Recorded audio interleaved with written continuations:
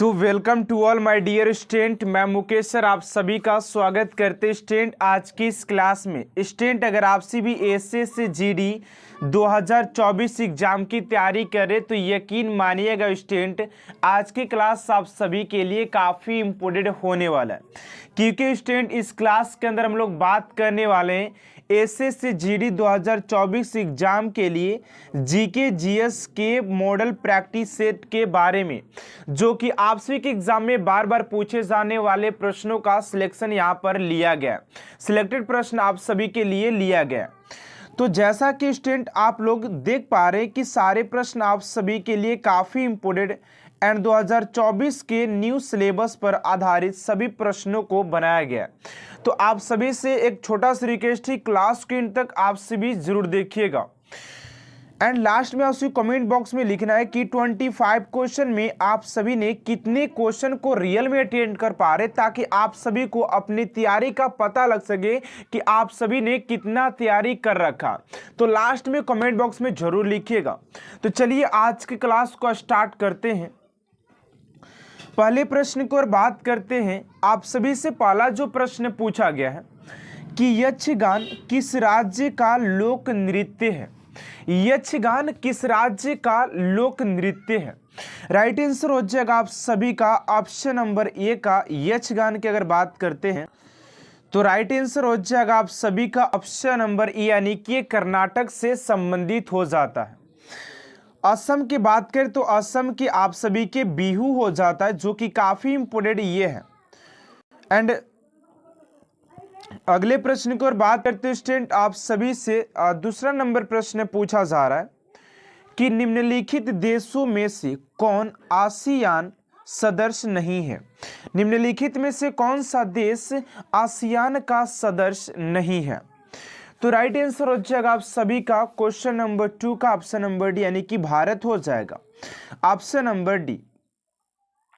And अगले प्रश्न की ओर बात करते हैं स्टूडेंट, उससे पहले आप सभी से एक छोटा सा रिक्वेस्ट है कि अभी तक आपसे हमारे चैनल को सब्सक्राइब नहीं किए तो प्लीज स्टूडेंट इस चैनल को सब्सक्राइब कर साथ साथ बेल आइकन को प्रेस कर दीजिएगा, क्योंकि ये इकलौता चैनल है जहां से कि आप सभी के लिए डेली बेहतर से बेहतरीन करने का प्रयास किया जाता है, ठीक है ना।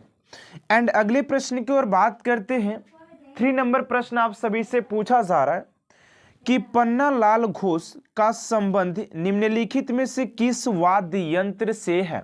देखिए आप लोग अगर न्यू सिलेबस को देखा होगा तो आप सभी को वहां पर देखने को मिला होगा कि आप सभी के ऐसा प्रश्न 100% एक पूछा ही जाएगा कि कौन से लोग किस वाद्य यंत्र से संबंधित हो जाते, ठीक है ना। तो राइट आंसर हो जाएगा आप सभी का बांसुरी से संबंधित हो जाते पन्नालाल घोष। आप सभी क्या जाते हैं बिस्मिल्लाह खां, ठीक है ना। ये सारे चीज जो होते हैं ना इनसे प्रश्न पूछे जाते हैं कि ये जो विख्यात जो प्रमुख जो व्यक्ति वो किस वाद्य यंत्र से संबंधित है, ठीक है। एंड अगले प्रश्न को और बात करते हैं स्टूडेंट आप सभी का 4 नंबर प्रश्न पूछा जा रहा है कि ब्लैक ब्लू और ग्रीन हिल नामक पहाड़ियां किस देश में अवस्थित है। करे कि ब्लैक ब्लू और ग्रीन हिल नामक पहाड़ियां किस देश में अवस्थित है। तो राइट आंसर हो जाएगा आप सभी का USA option number C student आप सभी का राइट आंसर हो जाएगा, ठीक है, ऑप्शन नंबर सी। एंड अगले प्रश्न को और बात करते हैं स्टूडेंट आप सभी का 5 नंबर प्रश्न यहां पर पूछा जा रहा है। इंडिया अनरेस्ट के लेखक निम्नलिखित में से कौन है। आपसे के एग्जाम में एक प्रश्न सिंपल एक प्रश्न आपसे के एग्जाम में बुक एंड ऑथर से देखने को मिलेगा, ठीक है ना। तो राइट आंसर हो जाएगा आप सभी का ऑप्शन नंबर हो जाएगा 5 का डी, यानी कि वेले राइट सी रोल हो जाएंगे, वेले राइट सी रोल हो जाएंगे, ठीक है। अगले प्रश्न को और बात करते हैं स्टूडेंट आप सभी का 6 नंबर प्रश्न पूछा जा रहा है कि 1917 से 18 में अहमदाबाद में गांधी जी द्वारा चलाए गए सत्याग्रह में किसने हिस्सा लिया था। तो इस क्वेश्चन का जो राइट आंसर हो जाएगा आप सभी का 6 का ऑप्शन नंबर बी, यानी कि औद्योगिक कर्मी। यहाँ पर आपसी के कर्मी हो जाएगा, ठीक है ना, मिस प्रिंट हो चुका है ये, यहाँ पर औद्योगिक कर्मी हो जाएगा ऑप्शन नंबर बी। एंड अगले प्रश्न की ओर बात करते हैं स्टूडेंट, आप सभी का 7 नंबर प्रश्न पूछा जा रहा है कि मलाला यूसुफजाई की जीवनी पर बनी फिल्म का नाम क्या है। ठीक, आप सभी के आजकल की बात किया जाए तो फिल्म से भी आप सभी के एक प्रश्न देखने को मिल जाते हैं कभी कभार। तो राइट आंसर हो जाएगा आप सभी का गुलमलाई, ठीक है ना। एंड आप सभी के अगर करेंट अफेयर्स की बात किया जाए तो 2024 में आप सभी के जो भी फिल्म इंडस्ट्री की बात किया जाए उसमें जो भी पुरस्कार दिए गए हैं, दादा साहब फाल्के पुरस्कार की बात करें, ठीक है ना, तो वो सारे प्रश्न आप सभी से पूछे जाएंगे। तो अगले प्रश्न की ओर बात करते हैं स्टूडेंट, आप सभी का 8 नंबर प्रश्न पूछा जा रहा है कि परमाणु संख्या हमेशा किसके बराबर होती है। तो बात करते हैं स्टूडेंट आप सभी के जीएस का काफी सिलेक्टेड प्रश्न है आप सभी के लिए कि परमाणु संख्या हमेशा किसके बराबर होती है। ऑप्शन नंबर ए में है प्रोटोनों की, बी में है न्यूट्रॉनों की, सी में है इलेक्ट्रॉनों की, एंड डी में है प्रोटोनों तथा इलेक्ट्रॉनों योग। योग माने कि जोड़ की बात किया जा रहा है ना, योग योग्य नहीं है, योग है, ठीक है, ध्यान दीजिएगा इस बात को लेकर के। तो 8 का हो जाएगा आप सभी का प्रोटोनों की संख्या स्टूडेंट, ऑप्शन नंबर ए आप सभी का राइट आंसर हो जाएगा। देखिए अगर आपसे भी चाहते हैं कि जीके जीएस की बात किया जाए या हिंदी की बात किया जाए, आप लोग जबरदस्त 10 साल पुराना प्रीवियस इस क्वेश्चन को अगर सॉल्व करना चाहते हैं तो आपसे हमारे इसी चैनल पर जाकर के प्लेलिस्ट को चेक कर लीजिएगा। वहां पर आप सभी के लिए टोटली 10 साल पुराना प्रीवियस स्कोर डाला गया है, जहां से कि आप सभी के लिए तैयारी और बेहतर से बेहतरीन हो सकती है, तो जाकर के जरूर देखिएगा। 9 नंबर प्रश्न आप सभी से पूछा जा रहा है कि भारत में नियोजन अपने उद्देश्यों और सामाजिक परिसरों को निम्नलिखित में से किस से प्राप्त करता है। कह रहा है कि भारत में नियोजन अपने उद्देश्यों और सामाजिक परिसरों को निम्नलिखित में से किस से प्राप्त करता है।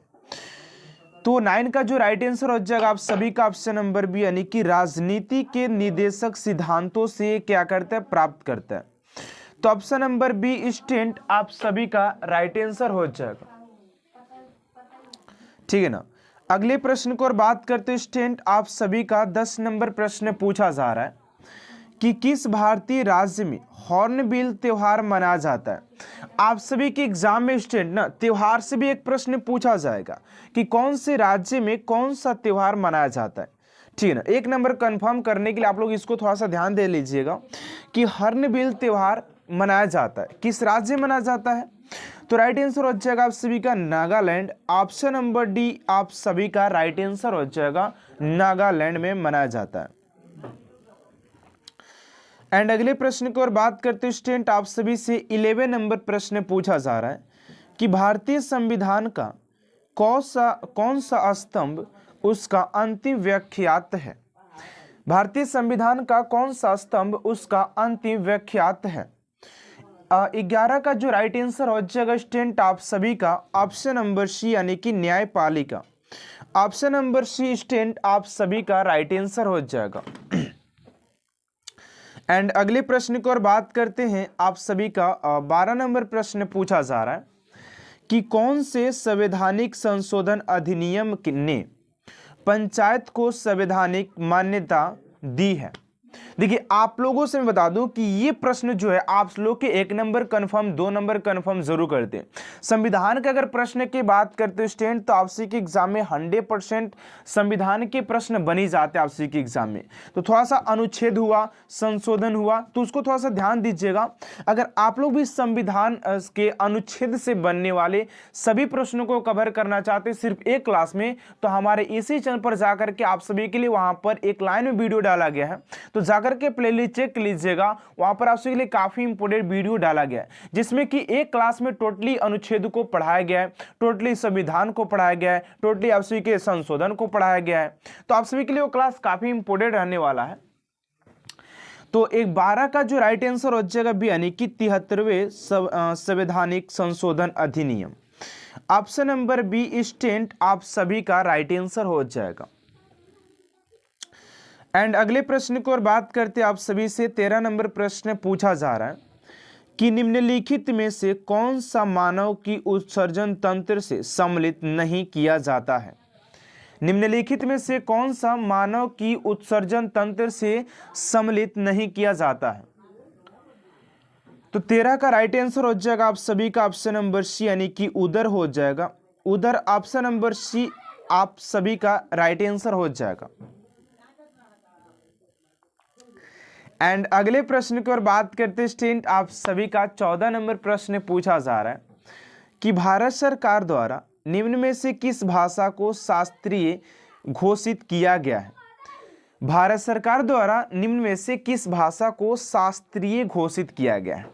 तो राइट आंसर हो जाएगा आप सभी का उड़िया, ऑप्शन नंबर बी आप सभी का राइट आंसर हो जाएगा क्वेश्चन नंबर 14 का। एंड अगले प्रश्न को और बात करते हैं, क्वेश्चन नंबर 15 आप सभी से किया जा रहा है कि अवध की एक आंदोलन का उद्देश्य क्या था? अवध के एक आंदोलन का उद्देश्य क्या था? यानी कि आंदोलन जो किया जाता है उसके पीछे कुछ ना कुछ रीजंस होते हैं, तभी तो जाकर के वो आंदोलन किया जाता है। तो जो अवध का एक आंदोलन हुआ था उसे पूछा जा रहा है कि आखिर उसका उद्देश्य क्या था? तो 15 का जो राइट आंसर हो जाएगा आप सभी का बी, यानी कि जमींदारों के अधिकारों की रक्षा करना। जमींदारों के अधिकारों की रक्षा करने के लिए आंदोलन चलाया गया था। एंड अगला प्रश्न आप सभी का 16 नंबर की निम्नलिखित में से कौन सी प्रतियोगिता भारतीय फुटबॉल से संबंधित नहीं है? निम्नलिखित में से कौन सी प्रतियोगिता भारतीय फुटबॉल से संबंधित नहीं है? 16 का राइट आंसर हो जाएगा सी, यानी कि Ranji trophy. Option number C student आप सभी का राइट आंसर हो जाएगा। एंड अगले प्रश्न को और बात करते आप सभी से 17 नंबर प्रश्न स्टूडेंट पूछा जा रहा है कि एथेनॉल सोडियम से अभिक्रिया कर कौन सी गैस देता है? जो सोडियम होता है जिसका Na होता है वो जो है वो इथेनॉल सोडियम से क्रिया करके कौन सा गैस देता है? तो राइट आंसर हो जाएगा आप सभी का 17 का बी, यानी कि ऑक्सीजन देता है। सॉरी, यहाँ पर ऑक्सीजन न करके यहाँ पर हाइड्रोजन कर दीजिए। क्या देता है? हाइड्रोजन देता है। तो ऑप्शन नंबर सी स्टूडेंट आप सभी का राइट आंसर हो जाएगा क्वेश्चन नंबर 17 का। एंड अगले प्रश्न की ओर बात करते हैं 18 नंबर प्रश्न की निम्नलिखित पशुओं में से किसका हड़प्पा सभ्यता में पाई मुहरों और टेराकोटा कलाकृति में निरूपण अंकन नहीं हुआ था? तो 18 का जो राइट आंसर हो जाएगा शेर, यानी कि वहाँ के जो अगर नॉर्मली बात की जाए वहाँ के लोग किस जानवर से अपरिचित थे तो वो था शेर, ठीक है ना। बाकी सभी जानवर को लोग जानते थे, परिचित थे, लेकिन उसका जो था वो शेर का नहीं था। अगले प्रश्न को और बात करते हैं आप सभी का 19 नंबर प्रश्न पूछा जा रहा है कि निम्नलिखित में से किसकी तुलना मैकियावेली के प्रिंस से की जाती है? तो मैकियावेली के प्रिंस की अगर तुलना की बात करें तो कौटिल्य के अर्थशास्त्र से किया जाता है। वही कौटिल्य है जिसका नाम दोस्तों आपसे बता दूं कि चाणक्य है, एंड चाणक्य ने अर्थशास्त्र को लिखा था, जो कि चंद्रगुप्त मौर्य के प्रधानमंत्री भी हुआ करता था, ठीक है ना। तो ऑप्शन नंबर बी आप सभी का राइट आंसर हो जाएगा। एंड अगले प्रश्न की ओर बात करते स्टूडेंट आप सभी का 20 नंबर प्रश्न पूछा जा रहा है कि थानेश्वर में वर्धन वंश या पुष्य भूति वंश की स्थापना किसने की थी? तो 20 का राइट आंसर हो जाएगा, यानी कि पुष्य भूति वर्धन ने किया था, ऑप्शन नंबर सी। एंड अगले प्रश्न को बात करते 21 नंबर की सिद्ध का नखलिस्तान बाग हड़प्पा सभ्यता के किस पूरा स्थल को कहा गया है? 21 का हो जाएगा बी, यानी कि मोहनजोदड़ो कहा गया है, ऑप्शन नंबर बी। यहाँ पर थोड़ा सा स्टूडेंट मोहनजोदड़ो के बारे में बात कर लेते हैं एंड सिंधु सभ्यता को थोड़ा सा देख लेते हैं, इसके जो इम्पोर्टेंट पॉइंट्स है आप सभी के लिए। तो मोहनजोदड़ो की खोज बात करें तो 1922 ईस्वी में 1900 यहाँ पर मैं बता दूं आप सभी के कि मोहनजोदड़ो के थोड़ा सा बारे में बात कर लेते हैं। तो मोहनजोदड़ो की जो खोज थी वो 1922 ईस्वी में, कितने में? 1922 ईस्वी में राखल दास बनर्जी के द्वारा किया गया था। राखल दास बनर्जी जी के द्वारा 1922 में किया गया था। मोहनजोदड़ो को मृतकों के टीला के नाम से भी जाना जाता है, क्योंकि जब मोहनजोदड़ो की खुदाई हो रही थी वहां पर मृतकों के बहुत सारे ढेर मिले थे, इसलिए इसे मृतकों का टीला भी कहा जाता है। एंड यहाँ पर जो इंपोर्टेंट पॉइंट है, ध्यान देने लग बात जो है कि मोहनजोदड़ो से जो एक कॉमन प्रश्न है जो कि बार बार पूछा जाता है कि मोहनजोदड़ो में जो था वो सबसे बड़ा स्नानागार, यहाँ पर बात करें बड़ा अन्नागार, ठीक, मातृ देवी की मूर्ति यहाँ पर नहीं मिला था। आप सी की बात करें अन्नागार, स्नानागार, ठीक है ना। ये सारे चीज कहां पर देखने को मिले थे? स्वास्तिक चिन्ह देखने को मिला था आप सभी के मोहनजोदड़ो में, ठीक है। उसके बाद थोड़ा सा बात कर लेते हैं, यहीं पर जो इंपोर्टेंट पॉइंट आ जाता है आपसे कि हड़प्पा सभ्यता भी दिखाई दे रहा है, थोड़ा सा इसको भी देख लेते हैं हम लोग, ठीक है ना। तो अगर दोस्तों अगर हड़प्पा सभ्यता के हम बारे में बात करते हैं तो हड़प्पा सभ्यता की खोज 1921 में, कितने में? 1921 ईस्वी में दयाराम साहनी जी के द्वारा किया गया था। किसके द्वारा दोस्तों किया गया था? दयाराम साहनी जी के द्वारा 1921 ईस्वी में किया गया था। हड़प्पा सभ्यता की खोजाई के समय अगर हम बात करते हैं तो यहां पर बहुत सारी चीज देखने को मिले थे, जैसे कि कुम्हार का चाक मिला था, मातृ देवी के मूर्ति मिला था, RH-37 कब्रिस्तान मिला था, लकड़ी का ताबूत मिला था, लकड़ी का औखली मिला था। ये सारे चीज जो थे आपसी के हड़प्पा सभ्यता में देखने को मिले थे। लेकिन दोस्तों ये भी बात है कि हड़प्पा सभ्यता को सिंधु सभ्यता के नाम से भी जाना जाता है, इस बात को भी ध्यान दीजिएगा, ठीक। अगले प्रश्न को और बात कर लेते हैं आप सभी का 22 नंबर प्रश्न है कि किस देवता के लिए ऋग्वेद में पुरंदर शब्द का प्रयोग किया गया? और ऋग्वेद की बात करें तो सबसे पुराना वेदों में से एक है, सबसे पुराना वेद ऋग्वेद हो जाता है, ठीक है ना। तो राइट आंसर हो जाएगा आप सभी का 22 का ऑप्शन नंबर ए, यानी कि इंद्र हो जाएगा ऑप्शन नंबर ए। एंड अगले प्रश्न को और बात करते हैं 23 नंबर प्रश्न है कि विजयनगर साम्राज्य की स्थापना कब हुई थी? तो विजयनगर साम्राज्य की स्थापना की बात करें तो 1336 ईस्वी में हुआ था, ऑप्शन नंबर ए। एंड अगले प्रश्न को और बात करते हैं स्टूडेंट आप सभी का 24 नंबर प्रश्न है कि किस मुगल शासक को उपवनों उद्योगों में अत्यंत अभिरुचि के कारण उपवनों का राजकुमार या मालियों का मुकुट कहा गया है? ये क्वेश्चन थोड़ा सा डिफरेंट है, थोड़ा सा हटके प्रश्न है, तो राइट आंसर हो जाएगा आप सभी का ऑप्शन नंबर ए, यानी कि बाबर हो जाएगा ऑप्शन नंबर ए। एंड अगले प्रश्न को और बात करते हैं आपसे से 25 नंबर। एंड आज का ये लास्ट प्रश्न है कि शाहजहां ने निम्नलिखित में से किस शहर में मोती मस्जिद बनवाई थी? तो इस क्वेश्चन का राइट आंसर क्या हो जाएगा स्टूडेंट? आप सभी को इस क्वेश्चन का राइट आंसर कमेंट बॉक्स में देना है। एंड देखते हैं कितने स्टूडेंट इस क्वेश्चन का राइट आंसर कमेंट बॉक्स में दे पाते हैं। तो आप सभी का 25 में कितना स्कोर रहा आप सभी कमेंट बॉक्स में जल्द से जल्द लिख दीजिएगा, ताकि आप लोग के प्रिपरेशन का पता लग सके कि आप सभी ने कितना प्रिपरेशन कर रखा है। तो मिलते हैं नेक्स्ट क्लास में student. Thanks for watching my class.